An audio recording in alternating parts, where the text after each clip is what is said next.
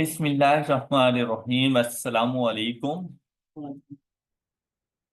Earnings पर share discussion चल रही थी हमारी weighted average number of shares के हवाले से। उसमें हम लोगों ने issuance of share at full market price उसको डिस्कस किया। ये वाहिद इश्यूएंस है जिसमें एडजस्टमेंट फैक्टर नहीं होता।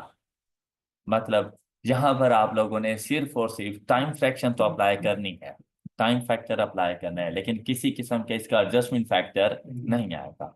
अगर आप बोनस इशू करते हो तो आपको एडजस्टमेंट फैक्टर लगाना पड़ेगा। देखिए भाई, टाइम फैक्टर हर किसी के साथ आ रहा होता है, लेकिन एडजस्टमेंट फैक्टर हर किसी के लिए नहीं होता। लेकिन एडजस्टमेंट फैक्टर सिर्फ और सिर्फ आपके पास issuance of share at full market price के लिए ही नहीं है, बाकी सब के लिए है। ऑलराइट। जब बोनस इशू करते हो ना, तो बोनस इशू किया जाता है फॉर नो कंसिडरेशन। हमारे रिसोर्सेज में किसी किस्म का कोई इंक्रीज नहीं हो रहा था, हमारे नंबर ऑफ शेयर्स चेंज हो रहे होते हैं। तो जहां पर आपकी अर्निंग्स में चेंज ना आए, आपके रिसोर्सेज में चेंज ना आए, लेकिन आपके नंबर ऑफ शेयर्स चेंज हो रहे हों, फिर चाहे वो इंक्रीज हो रहे हैं चाहे वो डिक्रीज हो रहे हैं, आपके पास एडजस्टमेंट फैक्टर आएगा। इसकी तीन सिचुएशन हम लोग डिस्कस कर चुके हैं। Issuance of share for no consideration, share split and share consolidation. Alright. और तीनों के लिए एडजस्टमेंट फैक्टर एक जैसा ही था, after divided by before. Ordinary shares in holding after bonus issue, share split or share consolidation, divided by ordinary number of shares holding before bonus issue, share split और share consolidation। Alright. फिर इसकी वजह से हमारे comparative year के EPS ने restate होना होता है। और वो कैसे रीस्टेट होता है, उसके लिए हमारे पास दो मेथड थे। जो सबसे ज्यादा हम लोग मेथड यूज कर रहे हैं वो है कि प्रीवियस कंपैरेटिव ईयर का EPS multiplied by reverse of adjustment factor. अब अगर वो एक एडजस्टमेंट फैक्टर है तो एक से मल्टीप्लाई कर दो, दो है दो से कर दो, तीन है तीन से कर दो, आपके कंपैरेटिव ईयर का ईपीएस रीस्टेट हो जाएगा। और restated EPS of comparative period हर हाल में बताया जाता है। कंपैरेटिव का ओरिजिनल ईपीएस भी बताओगे, फिर ड्यू टू एडजस्टमेंट फैक्टर अगर किसी किस्म का कोई चेंज आ रहा है तो रीस्टेटेड कंपैरेटिव ईपीएस भी साथ में बताओगे। बात क्लियर? आज डिस्कशन करने जा रहे हैं राइट इशू। राइट इशू क्या होता है? अब आप लोगों ने statement of changes in equity पढ़ा हुआ है, वहां पर ये सारी टर्म ना पहले ही डिफाइन कर चुके हो। राइट इशू क्या है? एग्जिस्टिंग शेयर होल्डर्स में, मतलब बात एक तो कंफर्म हो गई कि number of share holder increase decrease नहीं हो रहे। और सपोज अगर हो भी रहे होते, क्या मुझे ईपीएस फाइंड करने में नंबर ऑफ शेयर होल्डर देखने थे? नहीं, मुझे उस बात से कोई गर्ज ही नहीं है। एग्जिस्टिंग शेयर होल्डर्स में issuance of new shares for consideration is known as right. क्या? एग्जिस्टिंग शेयर होल्डर्स में issuance of new shares for consideration और on proportionate basis is known as right. मतलब आप लोगों ने फुल मार्केट प्राइस पर भी नहीं जाना, जैसे issuance of share at full market price. जब एग्जिस्टिंग शेयर होल्डर्स को शेयर इशू किए जाते हैं तो फुल मार्केट प्राइस पे नहीं जाते, उनको थोड़ा बहुत डिस्काउंट दे रहे हो। हाँ, ये अलग बात है, पार वैल्यू पर हम लोग पार वैल्यू से ज्यादा वैल्यू पे जरूर मौजूद होते हैं। जो भी मार्केट की प्राइस होगी, सपोज मार्केट की प्राइस है 50 रुपीज, हम लोग वो राइट शेयर इशू कर रहे होंगे 40 रुपीज में। अब यहां पर देखें ना तो दो एलिमेंट्स एट अ टाइम आ रहे हैं, क्या हमें कंसीडरेशन भी मिल रही है? कंसीडरेशन मिल रही है, लेकिन जितनी मिलनी चाहिए ना उतनी नहीं मिल रही। जितनी मिलनी चाहिए ना कंसीडरेशन, उतने मतलब रिसोर्सेज में जितना इंक्रीज होना चाहिए था ना उतना नहीं हो रहा। तो बेसिकली इस राइट शेयर्स में ना दो किस्म के कॉन्सेप्ट शामिल। एक तो आप लोगों के पास issuance of share at full market price वाला कॉन्सेप्ट शामिल है, और दूसरा बोनस इशू वाला कॉन्सेप्ट भी शामिल है। इसका कुछ पार्ट जाता है issuance of share at full market price पर, और कुछ पार्ट जाता है बोनस इशू पर। दो किस्म की एडजस्टमेंट होती हैं, तो दोनों को मर्ज करके हम एक ही एडजस्टमेंट की तरफ इसको लेके जाएंगे। अब देखें यहां पर, a right issue of shares is an issuance of new shares for cash, where the new shares are offered initially to current shareholder in proportion to their existing shareholding। आपको ये बात समझ आ गई होगी। फिर कहते हैं this issue price of the new shares is in a rights issue is usually below the current market price, and in such a case a bonus element exists in such issue which must be adjusted. An adjustment factor is applied to ordinary shares already in issue. Adjustment factor is applied to ordinary shares already in issue while calculating weighted average number of shares outstanding। तो इसका adjustment factor कैसे आएगा? तो इसके लिए हम लोग कहते हैं cum right price divided by theoretical ex right price. Cum right price divided by theoretical ex right price. अब ये कम राइट प्राइस बेसिकली होती है हमारे शेयर्स की फेयर वैल्यू पर share immediately before the exercise of right. इसको क्या कहा जाता है? कम राइट प्राइस। इन शॉर्ट इसको हम लोग कहते हैं कम राइट प्राइस। क्या होती है? फेयर वैल्यू मतलब मार्केट वैल्यू पर share immediately before the exercise of right.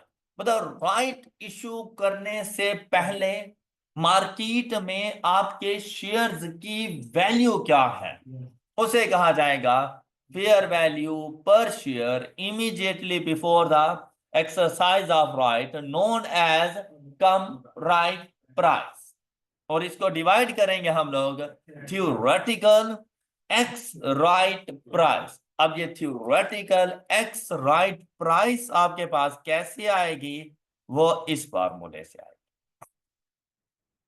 Alright, numerator होता है इसकी मार्केट वैल्यू, जो कि वो आपको बता देगा कि आपके शेयर्स की मार्केट वैल्यू कितनी है। उसके बाद थ्योरेटिकल एक्स राइट प्राइस आपने कैलकुलेट करनी है, और वो आपके पास कैसे आएगी? अब देखें, आप लोगों ने राइट शेयर इशू करने हैं तो ऑन प्रोपोर्शनेट बेसिस करने हैं। ऑलराइट, अब आपने क्या करना है? देखिए भाई, राइट शेयर इशू करने से पहले number of shares and right share issue कितने किए, आपको इन बातों का पता होना चाहिए। एंड आपके पास after right share total number of shares कितने हो जाएंगे। अब theoretical ex right price find करने के लिए आप लोगों ने shares before the right issue इनको मल्टीप्लाई करवाना है इनकी अपनी प्राइस के साथ, कम राइट प्राइस। मतलब राइट इशू करने से पहले आपके पास नंबर ऑफ शेयर्स कितने थे और उनकी मार्केट में वर्थ कितनी है, आपने उन दोनों को आपस में मल्टीप्लाई करवा के अपना शेयर कैपिटल फाइंड कर लेना है। मेरी ये बात समझ आ गई? बात क्लियर?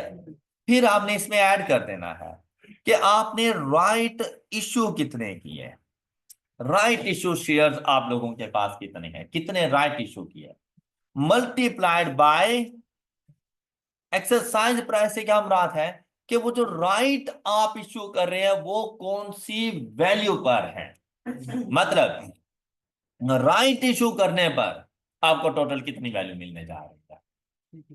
पहले आपके शेयर्स की टोटल शेयर कैपिटल कितना है, बेसिकली तो शेयर कैपिटल नहीं, ये होती है मार्केट कैपिटलाइजेशन। क्योंकि शेयर कैपिटल तो number of share multiplied by par value है।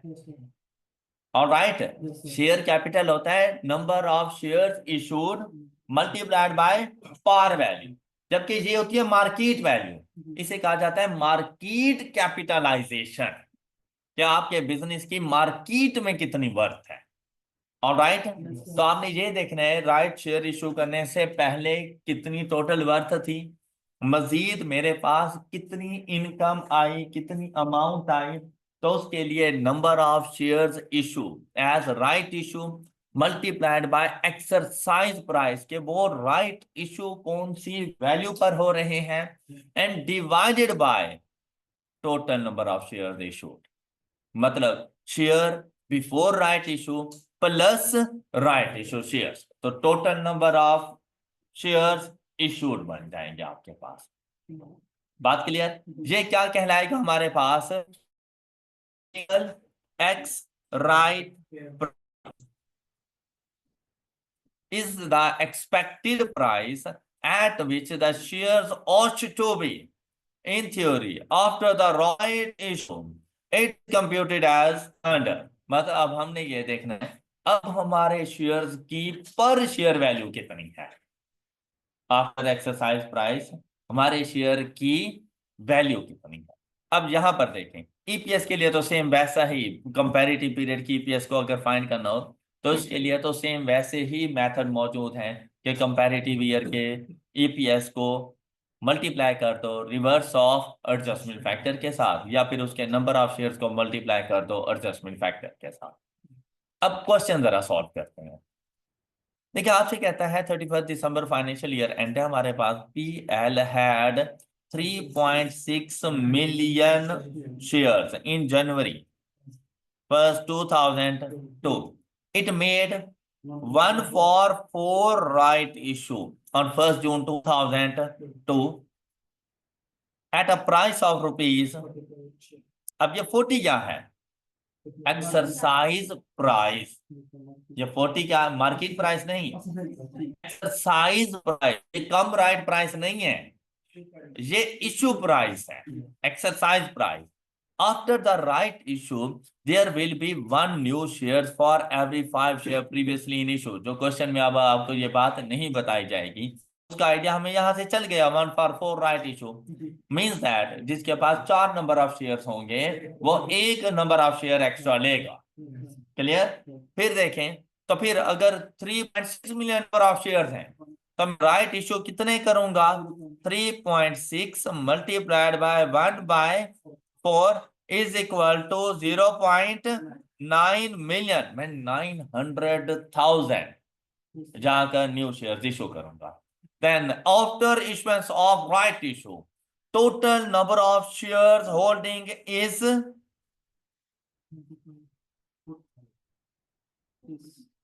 4.5 मिलियन। और ये बात क्लियर हो गई। अब नेक्स्ट कहते हैं the share price just before the right issue was rupees, अब ये 50 क्या है, ये market value means that come right price, adjustment factor का न्यूमरेटर।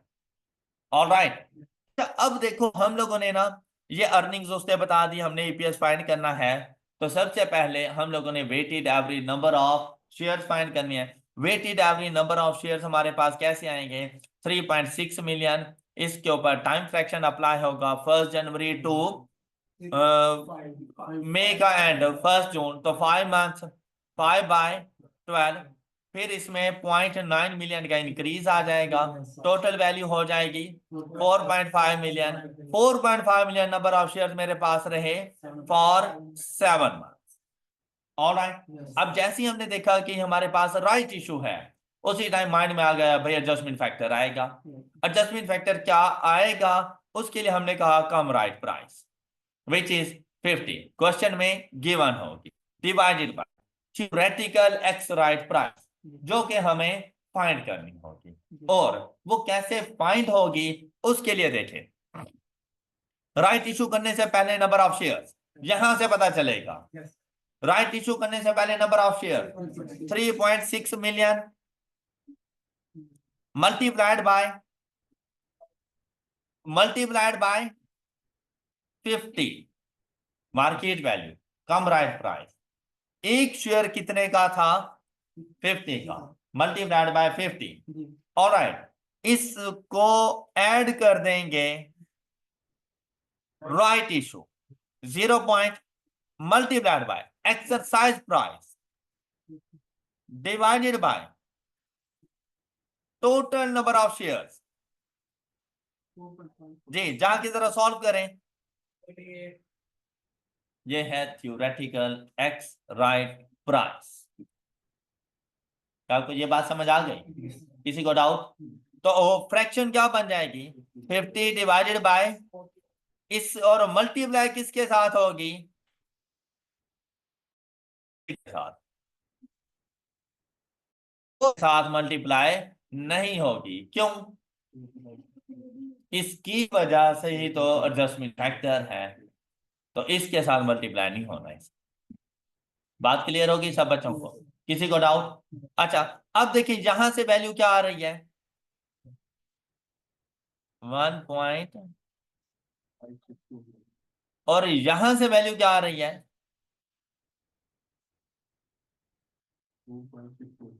2.625। दोनों को ऐड कर दें, 4 मैं अगर मैं कंप्लीट लिखूं ईपीएस फाइंड करने के लिए, तो इस अर्निंग्स को हम लोग डिवाइड कर देंगे इन प्रॉफिट्स को डिवाइड करेंगे 187,500 के साथ। तो ईपीएस की वैल्यू क्या बन जाएगी? जी एग्जैक्ट 6। बात क्लियर? किसी को डाउट?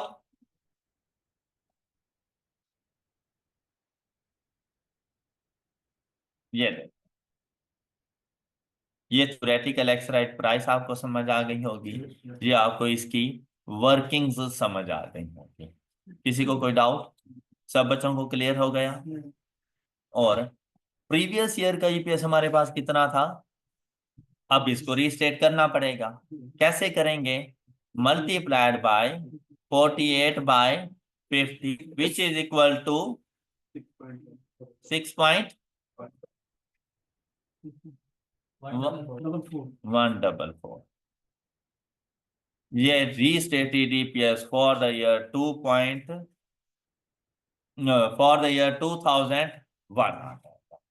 बात क्लियर सब बच्चों को? किसी को प्रॉब्लम? जल्दी से एग्जांपल नंबर 13 सॉल्व करके दें। अच्छा, यहाँ पे एक और चीज सुने। Theoretical ex right price find करने के लिए आप चाहें तो टोटल नंबर ऑफ शेयर उठा लिया करें, जैसे कि मैंने की। Theoretical ex right price find करने के लिए चाहें तो टोटल नंबर ऑफ शेयर उठा लिया करें, लेकिन ये जरूरी नहीं है कि आप ऐसा करें।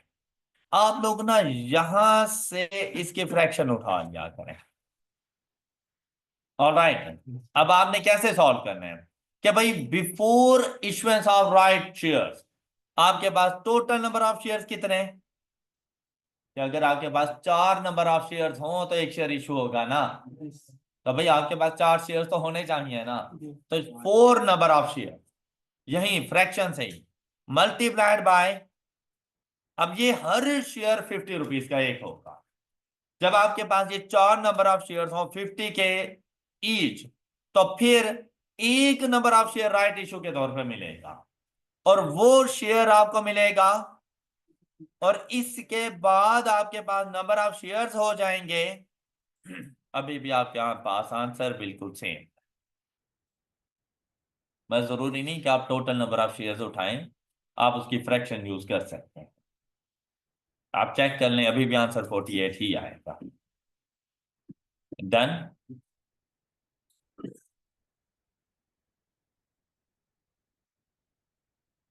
सॉल्व करके देख लो।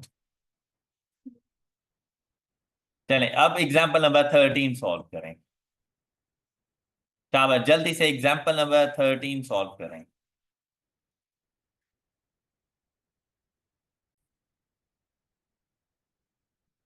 GL has a 31st December financial year and GL had 3 million ordinary shares in issue on 1st January 2007. On 1st April 2007, it made 1 for 2 right issue of। अच्छा, अब ये अगर ना बताता तो हम लोग फाइंड तो कर सकते थे। 3 million multiplied by 1/2 is equal to 1.5 million। ये राइट शेयर इशू किए at rupees. The market price of the share prior to the right issue was rupees 50 and issue of 300,000 an issue of 400,000 share at full market price was then made on in the year to 31st December 2000. Total earnings was rupees this and the EPS for the comparative year is 3.5 per share। अच्छा, अब देखें सबसे पहली चीज 3 million 1.5 million का increase आया, total हो गए 4.5 मिलियन। फिर क्या हुआ 0.4 मिलियन और टोटल हो गए, ये काम कर लोगे 3 मिलियन इनिशियल थे, 1.5 मिलियन का इंक्रीज आया 1 अप्रैल को, तो कितने अरसे के लिए फिर 4.5 मिलियन नंबर ऑफ शेयर्स हो गए। और नेक्स्ट जो 400 शेयर इशू किए वो 1 अगस्त को, तो अप्रैल से 1 अगस्त तक टोटल मंथ्स बन गए अप्रैल मई जून जुलाई 4/12। 1 अगस्त से 31 दिसंबर तक मेरे पास। अब आपने देखना है इस 1.5 मिलियन की वजह से कोई एडजस्टमेंट फैक्टर है, तो आंसर मिला यस, क्योंकि ये राइट इशू थे, तो 1.5 मिलियन की वजह से एडजस्टमेंट फैक्टर है। अब ये कैसे आएगा हमारे पास, ये राइट इशू है तो इसके लिए cum right price which is equal to 50 divided by theoretical ex right price. अब वो थ्योरेटिकल एक्स राइट प्राइस हमारे पास कैसे आएगी, 2 multiplied by 50 plus 1 multiplied by 20 divided by 3 is equal to 40। तो फ्रैक्शन क्या आ जाएगी 50 बाय सिर्फ इसके ऊपर अप्लाई हो। फिर जो दूसरा चेंज आया है वो due to issuance of share at full market price, और इसकी कोई एडजस्टमेंट फैक्टर नहीं होता। आपने सबसे पहले 3 million multiplied bye 3/12 multiplied by 50/40 को सॉल्व किया, तो आंसर मिला 0.937। फिर 4.5 मिलियन मल्टीप्लाइड बाय 4/12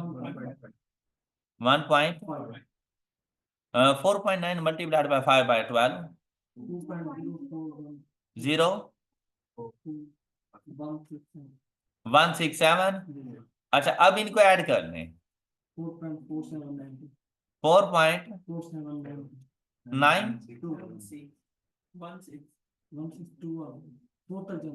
अच्छा ठीक है, ये देखें अब ये weighted average number of shares आ गए, डिवाइड करने अर्निंग के साथ, तो 4,479,167 ये टोटल वैल्यू बन गई।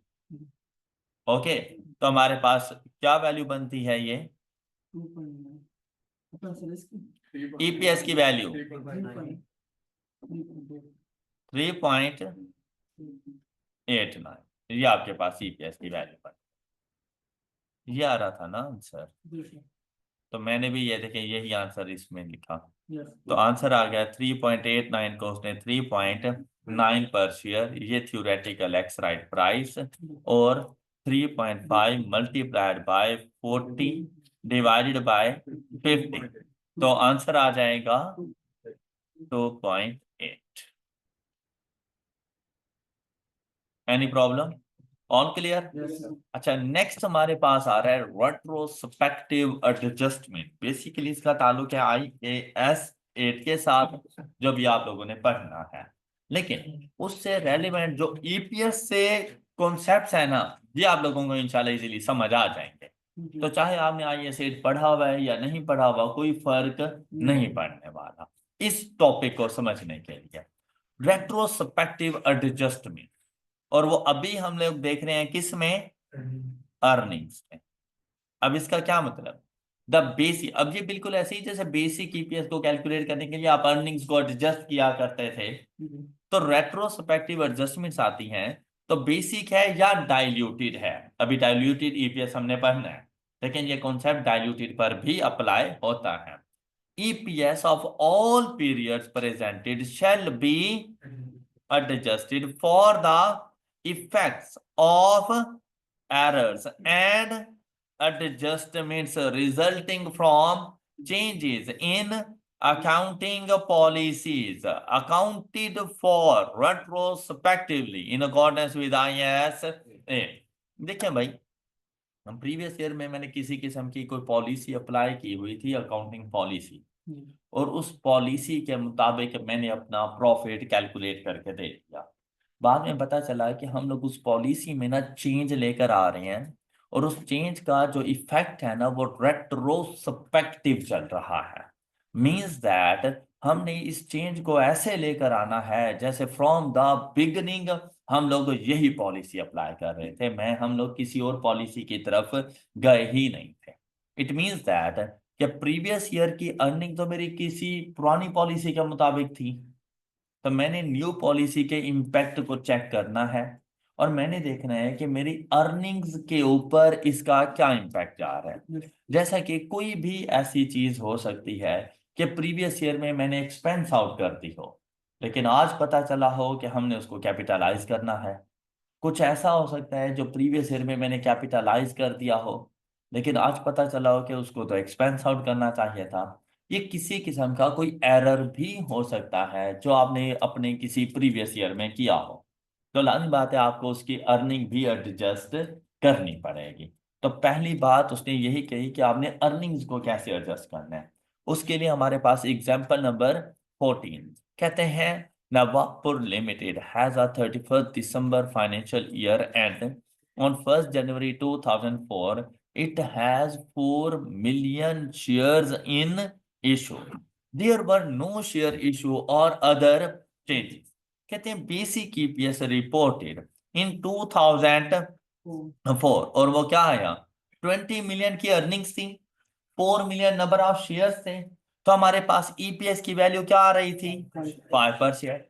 फिर कहते हैं अक्टूबर 2005 it was discovered that registry cost of rupees had been incorrectly charged as an registry cost.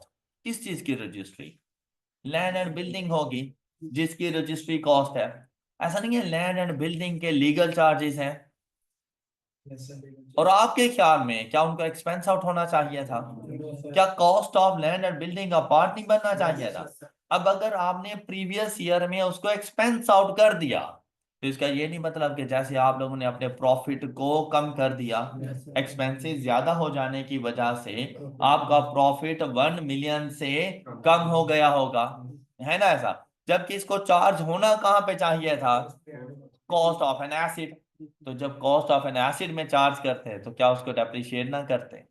ऐसा नहीं है जैसे आपका एसिड अंडरस्टेटेड है तो उसके ऊपर डेप्रिसिएशन भी आपने कम चार्ज की होगी, तो इस 1 मिलियन के ऊपर भी तो डेप्रिसिएशन चार्ज होगी।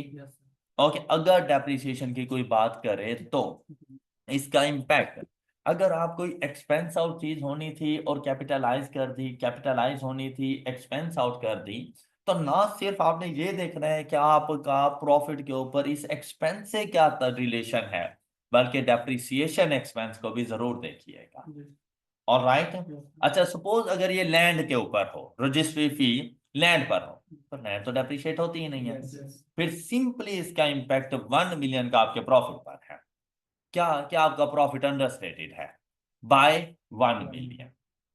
ऑलराइट, फिर आपने सिर्फ इसका रिवर्सल रिकॉर्ड कर देना है। अब क्या कहते हैं देखो प्रीवियस ईयर का प्रॉफिट इन टोटल हमारे पास कितना आ रहा था, 20 मिलियन। इस 20 में 1 मिलियन का एक्सपेंस शामिल था जो कि गलत हो गया था, और अगर मैं अब उसको एक्सपेंस चार्ज ना करूं तो मेरा प्रॉफिट क्या आता, 21 मिलियन, 19 मिलियन, मतलब एक मतलब एक्सपेंस चार्ज करते कैपिटलाइज करने का मतलब फिर से एक्सपेंस चार्ज कर दो उसको।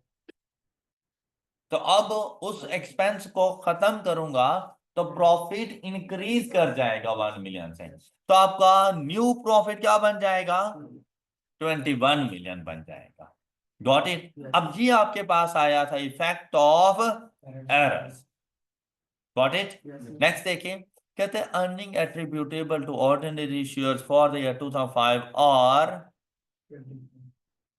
अच्छा अब देखिए यहां पर ये कौन सी थी? ईपीएस रिपोर्टेड इन 2004, वो 20 मिलियन के साथ, तो हमने 5 का किया था, जबकि उसकी अर्निंग बन कितनी रही थी? अब भाई ये तो करंट ईयर है, और करंट ईयर की अर्निंग्स क्या आ रही हैं? 24 मिलियन। क्या आपके करंट ईयर की अर्निंग में इस एडजस्टमेंट का कोई फर्क पड़ेगा? बताया नहीं है।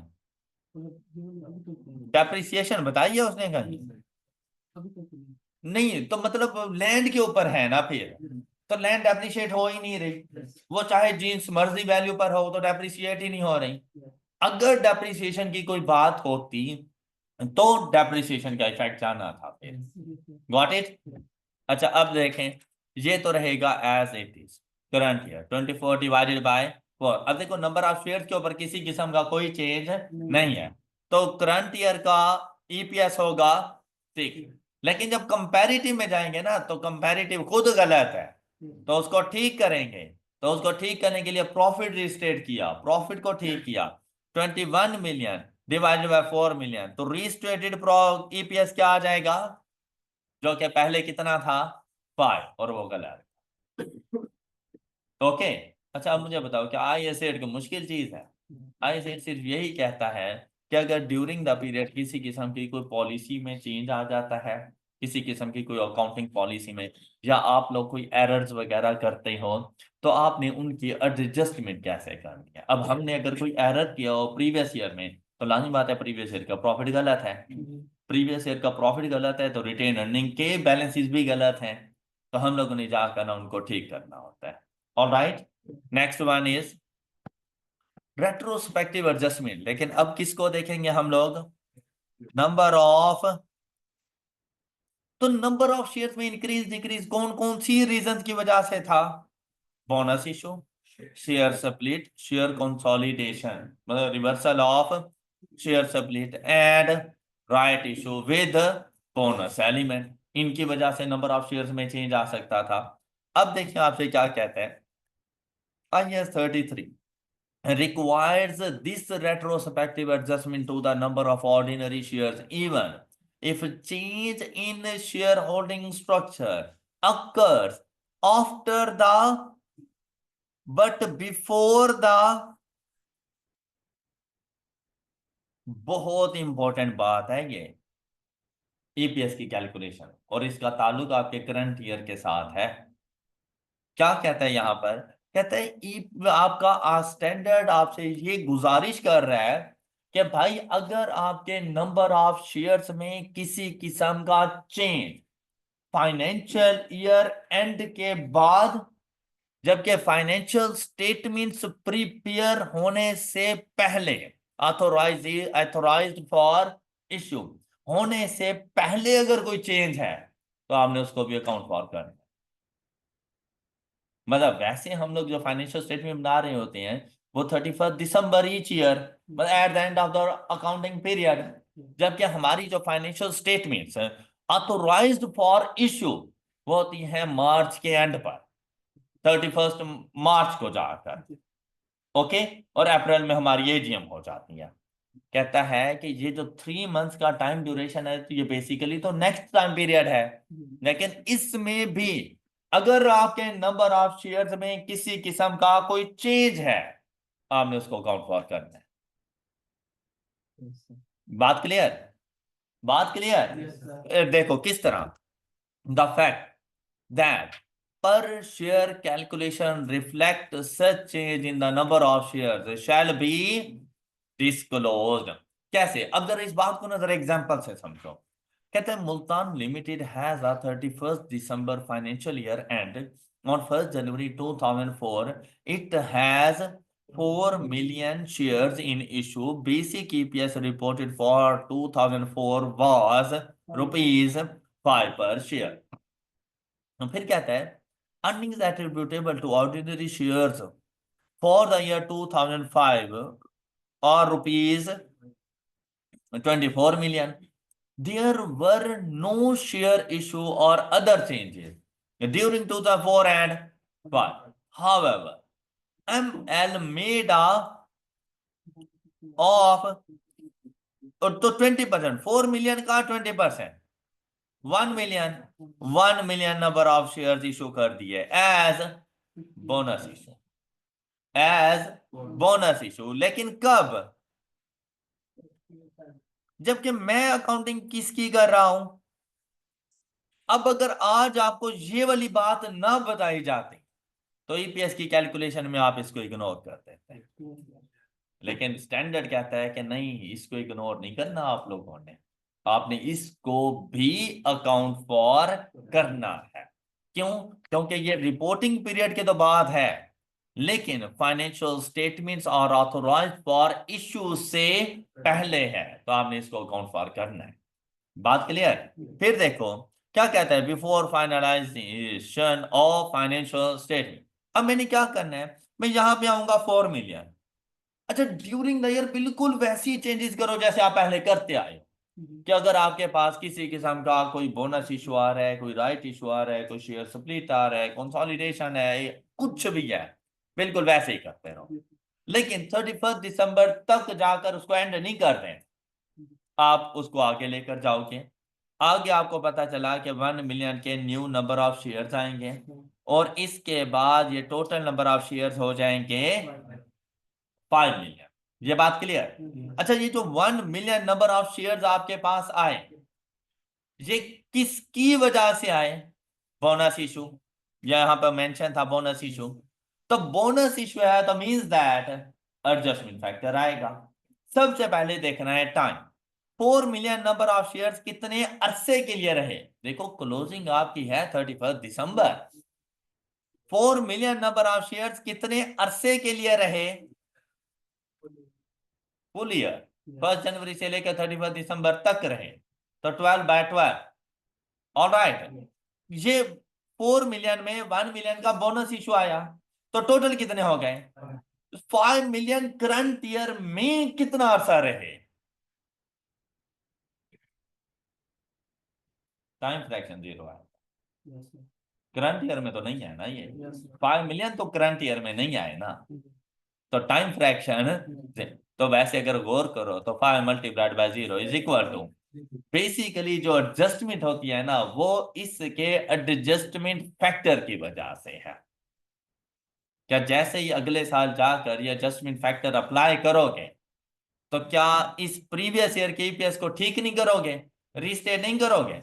तो वो कहते हैं अभी से हमें करके दे दो, अगले साल का इंतजार क्यों करते हो?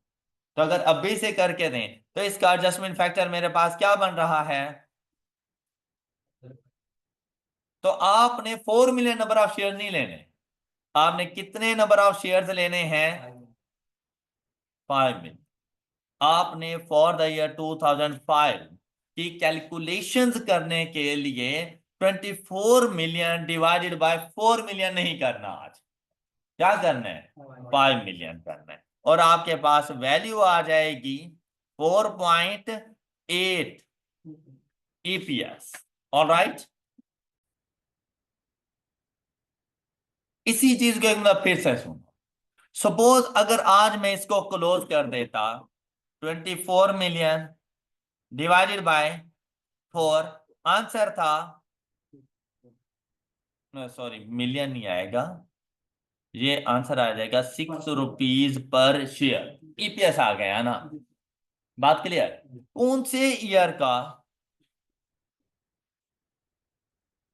2005 का। अगर मैं आपको 2006 में लेकर जाऊं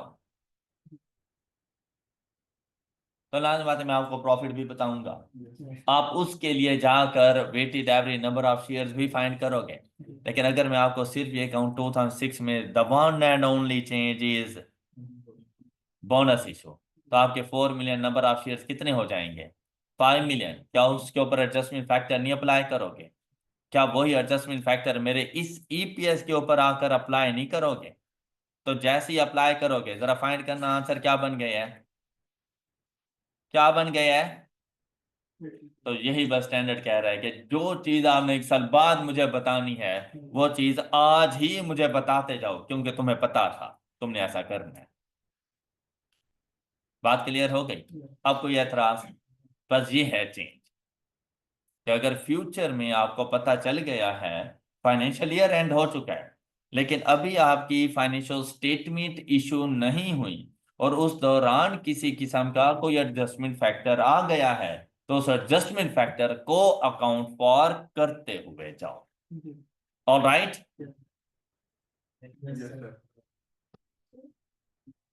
अगर ये एडजस्टमेंट यहीं पर है और इसकी तो वाली सारी इंफॉर्मेशन 2006 की दे दी जाए। एडजस्टमेंट ऐसे ही रहे, ये 2006 में ही हो रही है एडजस्टमेंट, और ऊपर भी 2006 ही है। अभी तो 2005 की मांग रही है ना। हाँ हाँ अगर ऊपर सारी इंफॉर्मेशन 2006 की हुई है, एडजस्टमेंट यहीं रहे और वो मांगे भी 2006 की, हाँ। तो फिर तो ये वाले बोनस इश्यूज के अंदर नहीं आएंगे। देखो, अगर सपोज आप ये कह रहे हो कि ये 2006 की ही सारी है, फिर तो ये टाइम फ्रैक्शन भी ये वाला यूं नहीं आएगा, फिर ये टाइम फ्रैक्शन भी चेंज हो जाएगा। हम्म। अब ठीक है, ये वैसे ही रहे, ठीक है। अब हमने 2005 की उसको दे दी, बस अब हम 2006 का कैलकुलेट करें। हाँ, 2006 में भी ओपनिंग के ऊपर एडजस्टमेंट फैक्टर लगेगा। वो तो लगेगा, हाँ, लेकिन उसके लिए फिर ये वाले बोनस इश्यूज नहीं आएंगे। 2006 में ही हो रहे हैं, आएंगे क्यों नहीं आएंगे? हमने हमने तो प्रीवियस ईयर के, देखो कोई भी करंट ईयर अगर मैं करता था अपने पास और उसमें किसी किस्म का कोई एडजस्टमेंट फैक्टर आ जाता था, जैसे ये देखो ये आ गया, करंट ईयर का है, करंट ईयर में मैंने इसको एडजस्ट किया है, लेकिन इसकी वजह से मैंने प्रीवियस ईयर को भी तो रीस्टेट किया है। अब ये अपने 2006 में अकाउंट फॉर होगा, अपने टाइम फ्रैक्शन के साथ भी आएगा, लेकिन 2005 ऑलरेडी रीस्टेटेड है, 2005 में अपना असर दिखा नहीं चुका है, उसकी कैलकुलेशन में आ नहीं चुका। यही बात अभी मैंने आपको बताई है कि अगर रीस्टेट ना करूं तो मेरे पास ईपीएस 6 का बन रहा था। अब कमिंग ईयर के एडजस्टमेंट फैक्टर को देखते हुए मैंने ऑलरेडी इसको रीस्टेट कर दिया है और हमने शेयर होल्डर को बता दिया है कि भाई जैसे ये बोनस इशू करूंगा तो मैंने इस साल तो इसको अकाउंट फॉर नहीं किया, जीरो टाइम ड्यूरेशन, लेकिन अगले साल जैसे ही करूंगा ये 6 नहीं है, ये आपका 4.8 है। तो फिर हम 2006 में प्रीवियस ईयर रजिस्टर नहीं करेंगे। हाँ, फिर नहीं जरूरत पड़ेगी। हाँ, इस फैक्टर के अलावा कोई और फैक्टर आ गए तब करने पड़ेंगे, क्योंकि अभी तो मैंने सिर्फ इस फैक्टर को एडजस्ट किया है ना, जिसका मुझे पता चल गया था। यहाँ पर स्टैंडर्ड हमें ये कहता है कि देखें भाई, अगर आपको इस चीज का पता ना चलता, ऑलराइट, तो फिर आपको कुछ भी करने की जरूरत नहीं थी, आप उसको 4 मिलियन ही रहते तो। इवन के अगर यहाँ पर हमारे पास issuance of share at full market price भी आ जाता ना, तो उसका तो एडजस्टमेंट फैक्टर होता ही नहीं है, तो भी कोई फर्क नहीं पड़ना था। कहते हैं कि जब अभी आप इन प्रोसेस हैं और आपको पता चल चुका है कि ये एडजस्टमेंट फैक्टर आएगा, तो आप इस एडजस्टमेंट फैक्टर की वजह से करंट ईयर के ईपीएस को रीस्टेट करते हुए जाओ। ऑल राइट, अगर ऐसी बात, यही बात मैंने आपसे पहले कही थी कि अगर आज आपको ये वाला पैसेज ना पढ़ाया जाता, ये वाला पॉइंट ना बताया जाता ना, तो आपने जो इसका ईपीएस कैलकुलेट करना था ना, तो वो आप ये करते हैं, आप 6 का बताते हैं। लेकिन सपोज अगर मैं यहीं पर आपसे कह दूं भाई 2006 का भी मुझे बताओ, तो आप मुझे 2006 के लिए, सपोज मैं इधर अब अर्निंग शो कर देता हूं 30 मिलियन की इन 2006, 30 मिलियन की अर्निंग्स है और सिर्फ ये वाली एडजस्टमेंट हुई है। आप मुझे 2006 का ईपीएस क्या बताते हैं? अब 2005 में तो कोई इशू नहीं है ना, अभी हम लोग अपने पुराने मेथड के मुताबिक चल रहे हैं कि 2005 की अर्निंग डिवाइडेड बाय उस टाइम पर जो नंबर ऑफ शेयर्स थे, और उस टाइम पे 4 मिलियन के ही थे, मैंने 6 मिलियन फाइंड करके दे दिया। मैंने आपको 2006 का अर्निंग बता दी 30 मिलियन की है। साथ में मैं आपसे ये कह रहा हूं कि भाई 2006 में हम लोगों ने बोनस इशू किया एट द रेट ऑफ 25%। हाँ जी, इसके एवरेज फाइंड करें। आप इसकी एवरेज फाइंड करेंगे 2006 की, 4 मिलियन मल्टीप्लाइड बाय 1 जनवरी से लेकर, ये आपने कब किया था, 15 फैब, ये आएगा 1.5 मंथ बाय 12। फिर आपके 1 मिलियन के new number of shares issue हो गए, आपके नंबर ऑफ शेयर्स बन गए, मल्टीप्लाइड बाय 10.5 डिवाइडेड बाय 12। मैंने 10 में से माइनस कर दिया था, यह बनेगा 10.5 डिवाइडेड बाय 12। आपको मेरी ये वाली बात समझ आ गई होगी। अब ये बोनस इशू है तो आप इसके साथ मल्टीप्लाई करेंगे 5 बाय 4। अब देखें आपके पास ये नंबर ऑफ शेयर्स क्या बन जाएंगे, ये सॉल्व करना जरा। 6 पॉइंट में बताओ, 0.625, और दूसरे पॉइंट 4.375, दोनों को ऐड कर दो, एग्जैक्ट 5। तो आप इसको डिवाइडेड बाय 5 करते और मुझे आंसर क्या कर देते, क्लियर? 4/5 में कुछ करते, कहाँ हुआ हुआ है, कहाँ हुआ हुआ है, मतलब दिमाग को घुमा के रखा है। मैंने रीस्टेट किया हुआ था तो तुम कहते हो नहीं हुआ हुआ, मैंने नहीं किया तो तुम कहते हो हुआ हुआ है।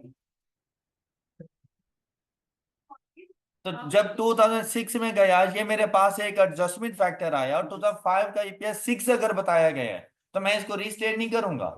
जब रीस्टेट करूंगा तो वैल्यू क्या आ जाएगी?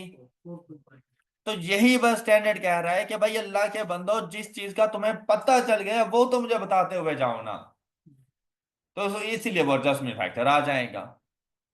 ओके,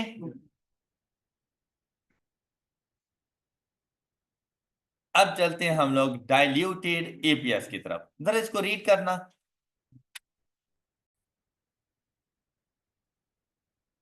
आप लोगों ने रीडिंग कर ली?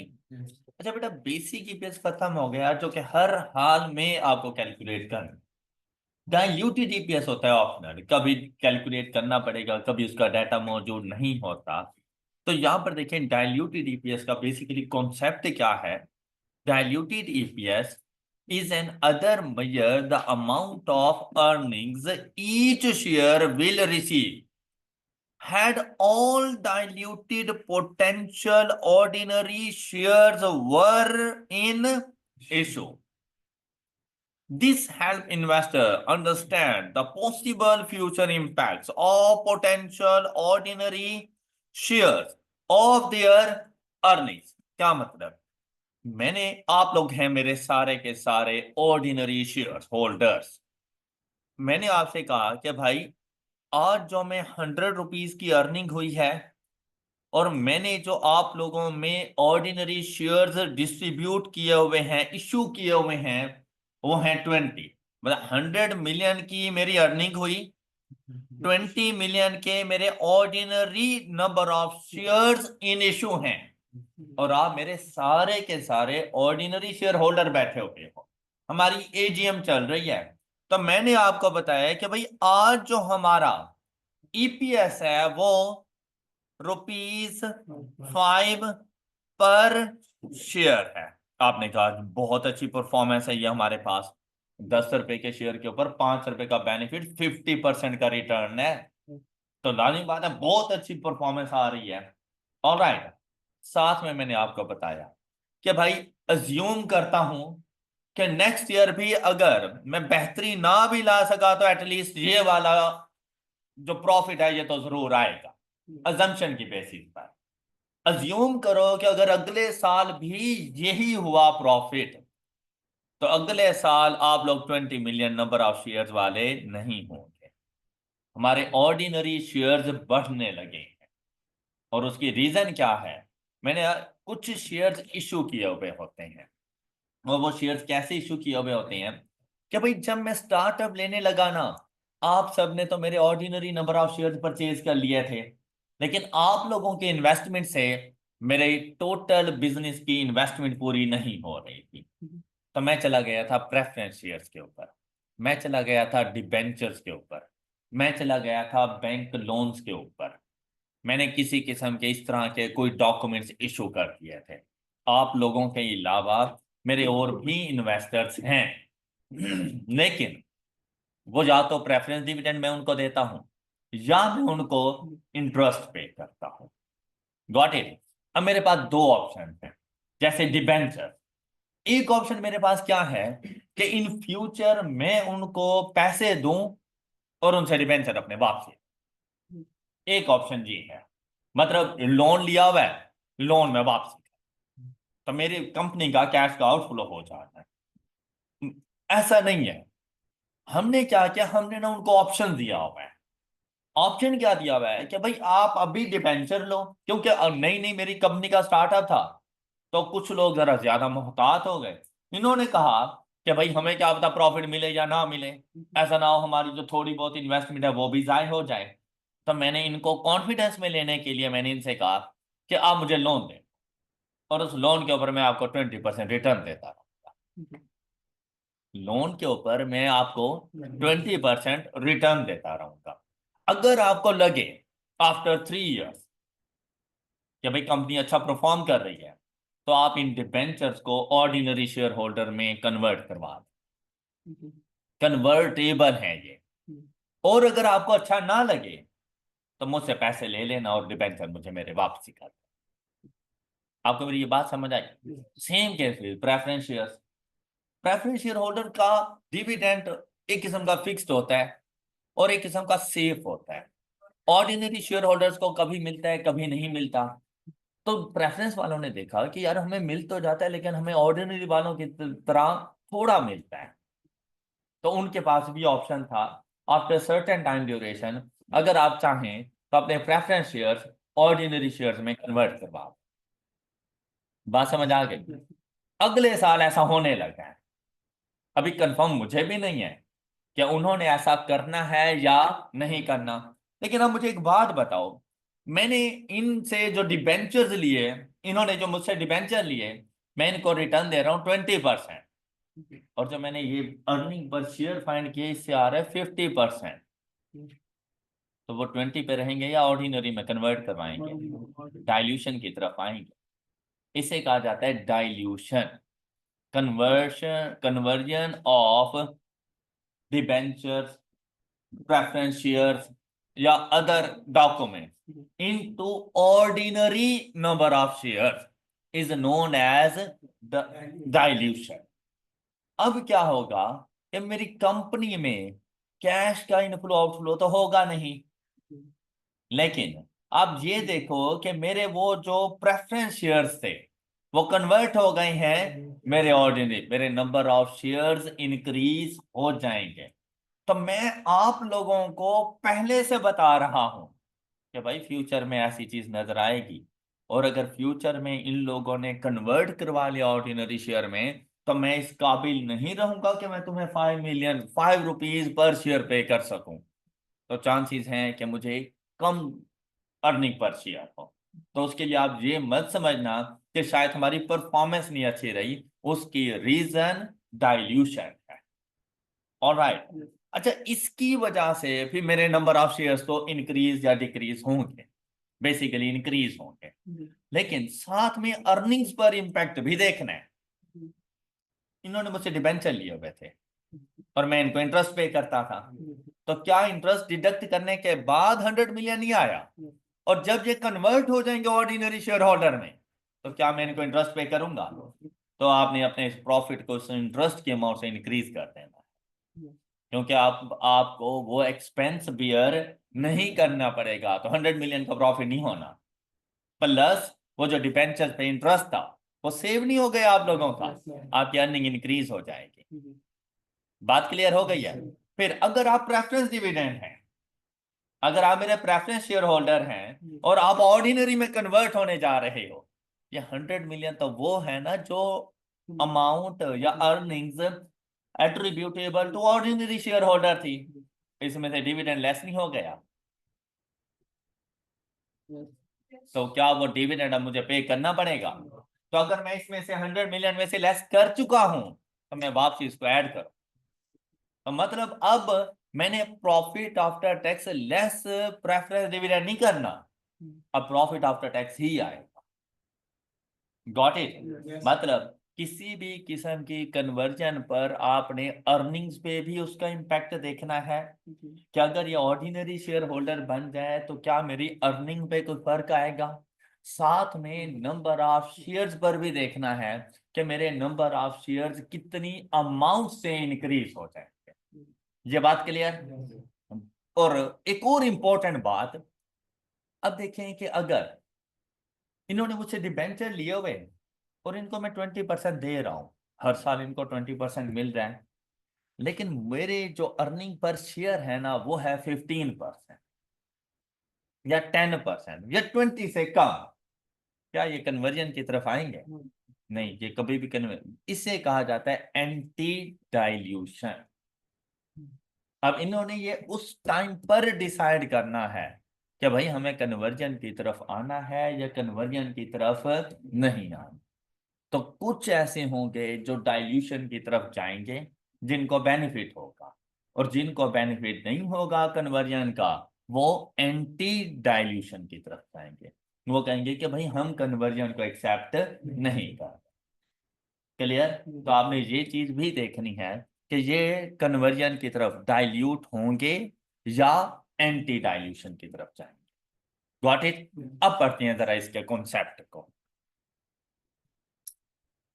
कहते हैं the objective of diluted EPS is consistent with that of basic earning per share, that is to provide a measure of performance of each ordinary share taking into account dilutive potential ordinary shares। अच्छा बेटा, potential से मुराद होता है future के investor, जो मतलब अभी सोच रहे हैं कि वो मेरे शेयर्स परचेज करें, उन्हें पोटेंशियल। एक होता है इन्वेस्टर, दूसरा होता है पोटेंशियल इन्वेस्टर। इन्वेस्टर जिसने पहले से इन्वेस्टमेंट की हुई है, मतलब मेरा share holder, ordinary share holder. दूसरा है पोटेंशियल इन्वेस्टर, जो अभी सोच रहा है कि मैंने इस कंपनी के शेयर लेने। हो सकता है वो मेरा प्रेफरेंस डिविडेंड हो, लेकिन वो सोच रहा हो कि उसने मेरा ऑर्डिनरी शेयर होल्डर बनना है। हो सकता है कि उसने मुझे लोन दिया हुआ हो, लेकिन वो सोच रहा हो कि उसने मेरा ऑर्डिनरी शेयर होल्डर का पार्ट बनना है। तो उनको मैं कहूंगा potential investors. Got it? Diluted potential ordinary shares outstanding during the period.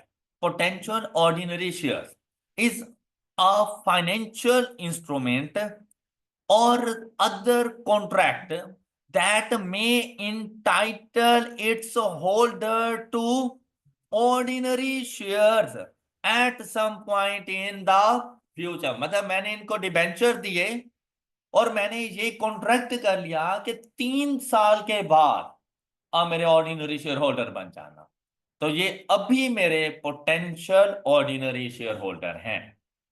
Got it? फिर देखें example of potential ordinary shares include, क्या क्या चीजें शामिल है इसमें? कन्वर्टेबल बॉन्ड्स, जिसको डिबेंचर्स कहा जाता है, कन्वर्टेबल प्रेफरेंस शेयर्स, फिर शेयर ऑप्शंस और warrants, financial instrument that give the holder the right to purchase ordinary shares, उसे क्या कहा जाता है? शेयर ऑप्शंस और वारंट्स। अच्छा, आप लोगों ने टैक्स पढ़ रहे हो, उसमें एम्प्लॉय शेयर स्कीम, वहां पे आप लोगों ने ये शेयर ऑप्शंस का वर्ड पढ़ा होगा कि जो एम्प्लॉयज को हम लोग शेयर इशू कर रहे होते हैं, उसके बारे में ये बात करते हैं। तो वो भी देखो तो at some time in future की बात हो रही होती है। अभी उनको ऑप्शन दिया जाता है, ऐसे 1 रुपये 2 रुपये के ऊपर उनको ऑप्शन दिया जाता है, फिर वो एक्सरसाइज करते हैं उन ऑप्शंस को, फिर जाके वो कुछ सोच रहे होते हैं। तो यहाँ पर वो बात है। फिर आया potential ordinary share do not impact calculation of. तो अगर क्वेश्चन में किसी किस्म की पोटेंशियल ऑर्डिनरी शेयर्स की बात आ जाए, उसको बेसिक ईपीएस में अकाउंट फॉर, ऐसा हुआ भी था। एक अगर क्वेश्चन में ऐसा आया तो हम लोगों ने ना उसको कैंसिल कर दिया कि इसका ताल्लुक डाइल्यूटेड से है, इसका बेसिक ईपीएस की कैलकुलेशन से कोई ताल्लुक नहीं। तो बेसिक ईपीएस में आपने इसको अकाउंट फॉर नहीं करना। ऑलराइट, अब देखते हैं डाइल्यूशन। कहते हैं dilution is a reduction in earnings पर शेयर। क्या? Dilution is the reduction in earnings पर शेयर। मुझे एक बात बताओ, जैसे ही मैंने आपसे कहा कि 100 million divided by 20 million amount, और मैं आपसे कहूं कि भाई पोटेंशियल ऑर्डिनरी शेयर होल्डर्स है, और ये 100 मिलियन नेक्स्ट टाइम मैं 25 मिलियन ऑर्डिनरी शेयर्स में डिस्ट्रीब्यूट करूंगा, तो ईपीएस की वैल्यू क्या हो जाएगी? ₹4 पर शेयर। क्या कम नहीं हो गई? इस चीज को कहा जाता है डाइल्यूटेड ईपीएस। ये बेसिक और ये डाइल्यूटेड। ऑलराइट, कि अभी तो मैं आपको 5 रुपए दे रहा हूं, लेकिन नेक्स्ट टाइम ये 4 हो सकते हैं। Got it? Got it? Reduction in earnings पर शेयर और एन इंक्रीज इन लॉस पर। देखिए भाई, प्रॉफिट है तो वो कम हो जाएगा, लॉस हो गया तो वो ज्यादा हो जाएगा। ओके, लॉस पर शेयर में increase resulting from the assumption that convertible instruments are converted, that options or warrants are exercised, or that ordinary shares are issued upon the satisfaction of specified conditions। कुछ shares हमने ऐसे issue किए हुए थे जिनके ऊपर conditions होती हैं, तो जैसे ही वो कंडीशन सेटिस्फाई हो जाएंगी तो ऑर्डिनरी शेयर होल्डर बन जाएंगे हमारे। क्लियर बात? Next, if potential shares become actual ordinary shares, मतलब अभी नहीं थे वो, लेकिन in potential ordinary share actual ordinary share बन गए, तो earnings figure will be shared with large number of ordinary share. This might dilute the EPS. The literal meaning of dilution is watering down। मतलब जैसे glass में पानी रखा हुआ हो और उसको जैसे ही हम लोग पीते हैं तो उसका लेवल कम हो जाता है।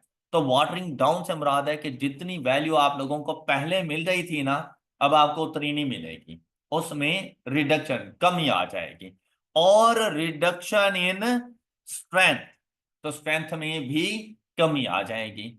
The earnings may also change as entity will no longer be paying interest on or dividends on convertible preference share। तो कहता है ना सिर्फ नंबर ऑफ शेयर्स में इंक्रीज आएगा, बल्कि आपकी अर्निंग्स भी चेंज हो जाएंगी, क्योंकि उन बॉन्ड्स के ऊपर ना तो आप इंटरेस्ट पे कर रहे हो अगर वो कन्वर्ट हो गए, और ना प्रेफरेंस शेयर्स के ऊपर कोई डिविडेंड पे करोगे। Any problem? देखते हैं एग्जांपल नंबर 16। कहते हैं BL had profit after tax of rupees 200 million। The following shares are in issue since incorporations of BL on 1st January 2021। 100 million ordinary shares of rupees 10 each। फिर कहते हैं 20 million 8% cumulative preference shares of rupees 20 each। One preference share is convertible into 2 ordinary shares on 31st December 2025। कहते हैं calculate basic and diluted EPS for the year and 31st December 2000। अब देखिए, उन्होंने convert 2025 में होना है, लेकिन हम लोगों ने उसके बारे में बताना अभी से शुरू कर देना है। आपने देखना है कि क्या फ्यूचर में डाइल्यूट मतलब कन्वर्ट हो रहा है, आंसर है यस, तो डाइल्यूटेड ईपीएस है। अब ये नहीं देखना कि 2022 में जो होगा बस उसको लेना है, नहीं, 23 में भी होगा तो लेंगे, 24 में भी होगा तो आएंगे, 26 में होगा आएंगे हम लोग, राइट। अब हमने क्या करना है, अगर बेसिक ईपीएस की बात करें तो बड़ा सिंपल सा था कि 200। अब उसमें अगर आप लोग देखो ऑर्डिनरी शेयर्स कितने हैं अभी के लिए 100, लेकिन 20 million 8% cumulative preference shares of ₹20 each, तो 20 इंटू 20 टोटल कितनी वैल्यू मेरे पास आ जाएगी, 400 मिलियन प्रेफरेंस शेयर कैपिटल बनेगा, उसको मल्टीप्लाइड बाय, तो मैं कितना डिविडेंड पे करूंगा, प्रेफरेंस डिविडेंड 32 मिलियन। भाई इसमें से 32 मिलियन लेस भी करना है बेसिक ईपीएस की calculation, profit after tax less preference dividend, तो पहले प्रेफरेंस डिविडेंड तो फाइंड कर लो। कैसे, number of shares multiplied by value पर शेयर, ये प्रेफरेंस शेयर कैपिटल इसका 8%, तो टोटल डिविडेंड कितना बनेगा, तो 200 में से 32 लेस डिवाइडेड बाय 100, तो वैल्यू आपके पास कितनी आ जाएगी, ये है बेसिक ईपीएस, गॉट इट। अच्छा अब चलते हैं डाइल्यूटेड की तरफ। तो जब डाइल्यूटेड, देखो भाई, earnings attributable to ordinary share holder कितनी है, 168, ऑलराइट। जब आपके ये प्रेफरेंस डिविडेंड कन्वर्ट हो गए ऑर्डिनरी में, तो क्या आप इनको डिविडेंड दोगे, तो भाई अगर आप लोग मौजूद हो ना earnings attributable to ordinary share holder, तो इस समय 32 ऐड कर देना वापिस, क्योंकि अब आप ये डिविडेंड पे नहीं करोगे। और अगर आप मौजूद हो ऑलरेडी 200 पर, तो डू नथिंग, नहीं समझ आए। अगर आप लोग प्रॉफिट आफ्टर टैक्स पे मौजूद हो तो उसमें से तो डिविडेंड अभी लेस किया ही नहीं है, तो 200 का 200 ही रहने दो। और अगर आप मौजूद हो earnings attributable to ordinary share holder, तो इसमें अब आपकी अर्निंग मजीद बढ़ जाएगी, क्योंकि आपको डिविडेंड देने की जरूरत नहीं है, तो इसमें वो 32 ऐड कर देना, तो पहुंच जाओगे कौन सी वैल्यू पर, लेस कर चुके हो तो ऐड कर दो, और अगर नहीं लेस किया तो कुछ ना करो। ओके हो गई बात। अच्छा अब आ जाए नंबर ऑफ शेयर्स पर, 100 मिलियन तो हैं, साथ में आपने ये देखना है भाई 20 मिलियन तो आपके पास प्रेफरेंस शेयर्स है ना, तो आपने ये देखना है कि आपके पास अब रेट क्या है, कि कितने प्रेफरेंस शेयर्स हों तो आप ऑर्डिनरी शेयर्स दोगे। तो उसने क्या कहा कि अगर आपके पास एक प्रेफरेंस शेयर है ना, तो हम आपको, तो अगर आपके पास 20 मिलियन ऑर्डिनरी शेयर्स हैं, तो हम आपको 40 मिलियन नंबर ऑफ शेयर्स देंगे, तो आपके टोटल नंबर ऑफ शेयर्स कितने हो जाएंगे, ये बात क्लियर हुई।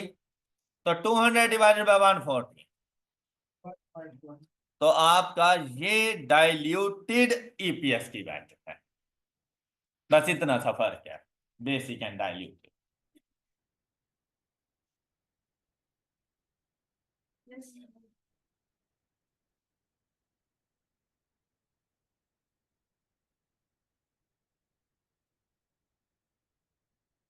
400 कैसे आया, 20 million number of share of 20 each, तो 220 million multiplied by 20 is equal to 400 million, फिर उसका 8% 32 का इंटरेस्ट आ जाएगा।